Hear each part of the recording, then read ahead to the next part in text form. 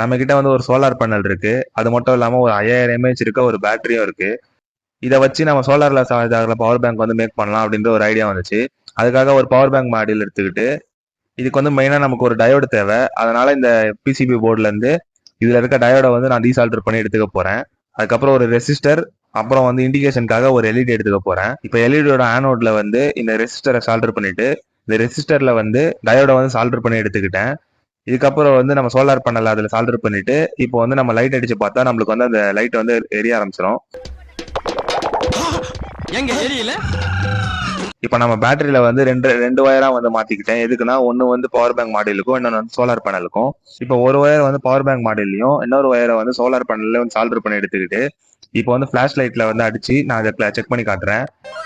Charge ஆகிற indication வந்து காட்டுது. ஆக்சுவலா வந்து இது ஒரு ஃபெயிலியர் மாடல்.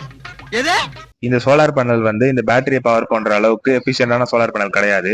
ஸோ அதனால இதை யாரும் ட்ரை பண்ணி பார்க்காதீங்க. நானும் சும்மா ட்ரை பண்ணிட்டு அப்படியே விட்டுட்டேன்.